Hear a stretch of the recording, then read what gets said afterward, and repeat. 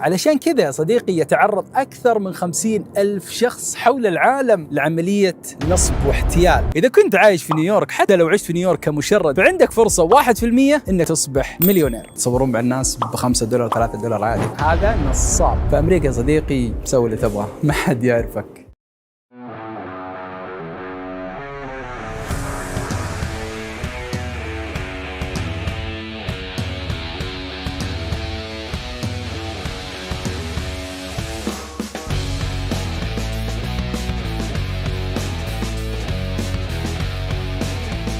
السلام عليكم ورحمة الله وبركاته. أصدقائي كيف الحال؟ إن شاء الله طيبين. طبعا يا جماعة أكلمكم من قلب منهاتن، ومنهاتن يعني نيويورك، ونيويورك يعني قلب أمريكا. طبعا أمريكا اللي هي الحلم، ونيويورك اللي تعتبر حلم، ما بقول حلم أي شخص، حتى الأمريكان أنفسهم يتمنوا أنهم يزورون نيويورك. نيويورك هذه تعتبر مدينة الأحلام بالنسبة للأمريكان والأوروبيين وأعتقد العالم كله. أمريكا يا صديقي هي بلد الأحلام، خليك من أنهم يقولون بلد الحريات والكلام هذا، لكن هي بلد الأحلام، بلد الأحلام فعلا بلد الأحلام. حتى في مقولة يقولونها الأمريكان عن نيويورك، يقول لك إذا كنت عايش في نيويورك، حتى لو عشت في نيويورك كمشرد، فعندك فرصة 1% إنك تصبح مليونير. علشان كذا يا صديقي يتعرض أكثر من 50,000 شخص حول العالم لعملية نصب واحتيال. ليش؟ لحاجتهم للفيزا الأمريكية أو للعمل في أمريكا.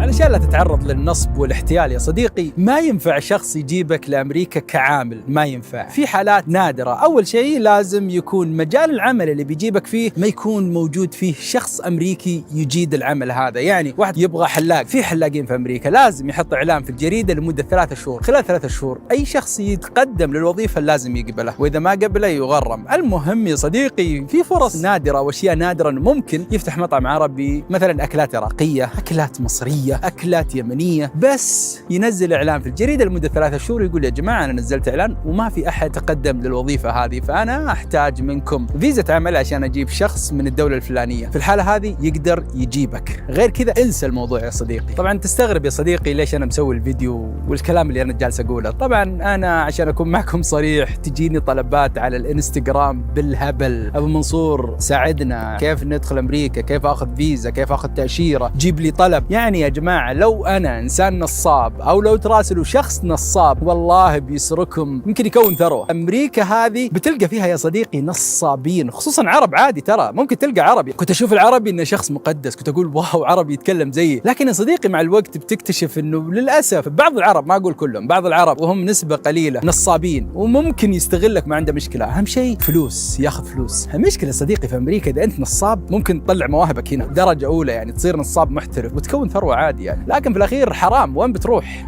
شوفوا في أمريكا كل واحد في حاله. يعني شوف زي هذا واحد بعد شوي بيتقدم لوحده عشان يتزوجها. طبعا الأمريكان الزواج يسووه بيج ديل لأنه ما يحصل بسهولة. شوفوا مكتوب marry me، طاحت marry me. في أمريكا يا صديقي تشوف الناس يشتغلون أي شيء. يعني تلقى ناس في تايم سكوير يلبسون لبس ميكي ماوس ولبس أفلام ديزني ويتصورون مع الناس ب$5 $3 عادي.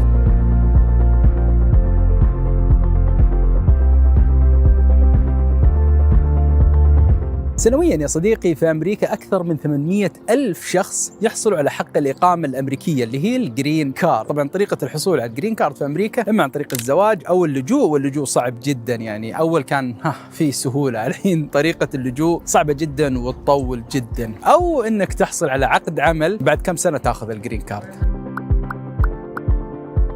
احذر يا صديقي من أي شخص يقول لك أنا أجيب لك فيزا لأمريكا أو أجيب لك بنت تتزوجها وياخذ منك فلوس، لأن الزواج هو أسهل طريقة للدخول لأمريكا. المشكلة يا صديقي إن الطلب كبير على أمريكا والناس تتمنى تجي أمريكا بأي طريقة، علشان كذا النصابين كثر، لأنه الطلب كثير في العرض كثير، ما ادري فاهمين او في حكمه ما في حكمه في الموضوع. المهم يا صديقي، انتبه من اي شخص يقول لك انا اعرف واحد في السفاره الامريكيه بيضبطك، هذا نصاب. لان السفاره الامريكيه لو شكوا 1% فقط ان في موظف يعطي تاشيرات لاشخاص غير مستحقين يغيروا الطاقم كامل. طيب يا صديقي، الحين نجي للنقطه الاهم، وهي كيف ممكن ادخل امريكا بطريقه قانونيه او بطريقه نظاميه. والله شوف من البرد اصابعي كيف صارت. المهم الطريقه الاولى يا صديقي، تقدم على السياحه. طبعا للناس اللي من دول عربيه لكن ما هم من دول الخليج الموضوع صعب شوي، مو صعب بس يعني في نسبه يعني 50-50.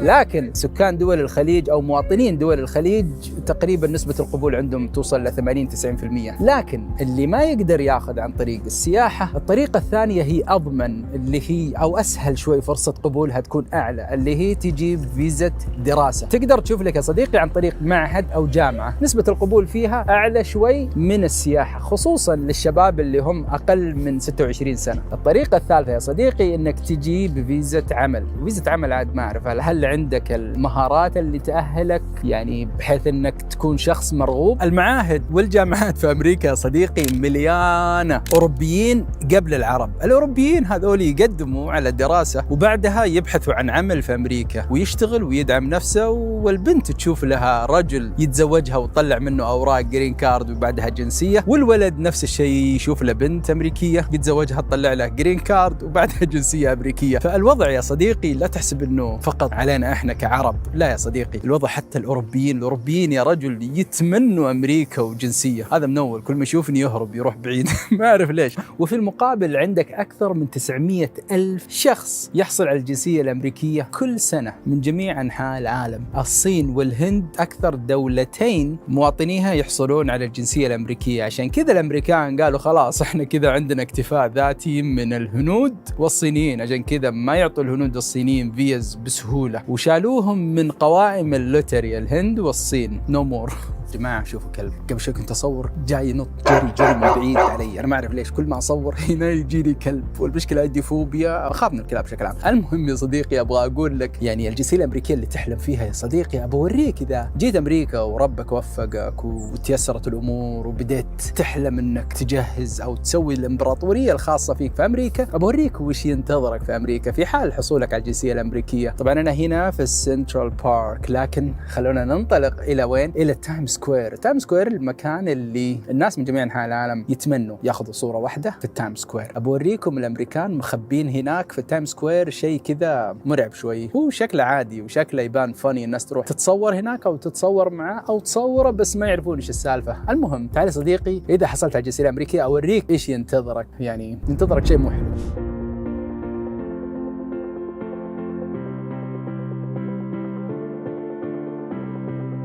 تايم سكوير وراي، اوكي، والمكان هذا اللي اكلمكم عنه اللوحه اللي هنا، هذه اللوحه بالضبط، شوفوها، هذه هي اللوحه. الصدمه يا صديقي اول ما تشوف الكلام المكتوب فيها والارقام المكتوبه فيها، هنا الصدمه الحقيقيه يا صديقي اذا اخذت الجنسيه الامريكيه. ممكن تقول لهم انا ما عندي ابغى جنسيتكم، خذوها لكم. المهم يا صديقي خليني اوريكم اللوحه واقول لكم ايش مكتوب فيها ونقرا الارقام اللي فيها انا وانتم. طبعا يا صديقي عشان نكون صادقين في المواضيع اللي نطرحها، اللي هو your family share اللي هو على العائلة الواحدة $237,000 926. طبعا ما هو 2 مليون، لا $237,000. طبعا هذه كل يوم تتغير، انا اذا قدرت اجي بكره بصور لكم اياها قبل ما انزل الفيديو عشان اوريكم الفرق بين اليوم وبكره. ما شاء الله الديون شغال، شوفوا انتم متوقعين الرقم ما قاعد يوقف. شوفوا تخيل يا صديقي ان الرقم زاد $1 مليون في دقيقتين. في دقيقتين زاد $1 مليون.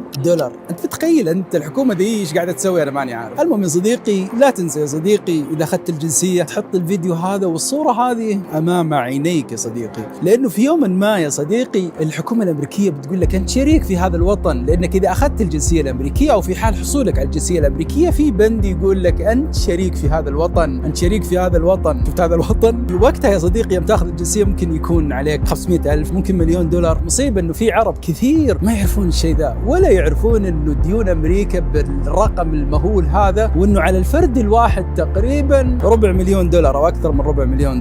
بس يا صديقي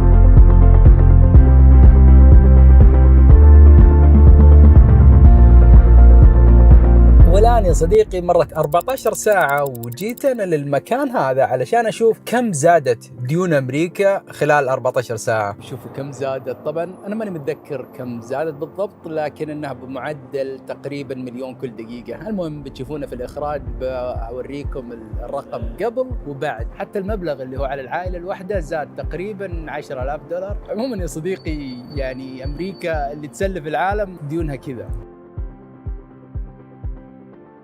تخيل يا صديقي الأرقام الفلكية اللي أنت شفتها بمعدل تقريبا كل دقيقة أو كل يوم كم تزيد الأرقام الفلكية هذه لدولة بحجم أمريكا. أمريكا اللي تسلف العالم، أمريكا تسلف دول العالم كلها تقريبا. فتخيلوا الدولة اللي تسلف العالم تحتاج منك أنت يا صديقي المواطن أو اللي بتصير أمريكي قريبا تحتاج منك مساعدة. الرهيب في الموضوع أن الأمريكان ما يستحوا من الشيء ذا، يعني ما يستحوا أنهم يعلنوا أرقام زي هذه. يعني أرقام زي هذه في دولة من الدول، يعني دولة غير أمريكا، تعتبر يعني أمن قومي، تعتبر شيء خاص، شيء مهم جدا ما تطلع للعلن. لكن الأمريكان ما عندهم مشكلة، لأن الأمريكان يا صديقي في يوم ما بيقولوا لك تعال يا صديقي أنت أمريكي شريك في البلد، ساعد حكومتك وأنا أكلمكم زاد 3 مليون. المشكلة اليوم السبت، ما أعرف أنا كيف يتسلفوا، حتى يوم السبت يتسلفوا. عموما يا صديقي كان هذا فيديو سريع على أمريكا والحياة في أمريكا والناس اللي ينصبوا لعيون أمريكا والفلوس اللي تطلبك أمريكا إذا أخذت جنسيتها والمزايا اللي تعطيك إياها أمريكا. طبعا أمريكا يا صديقي مهما صار أمريكا تبقى بلد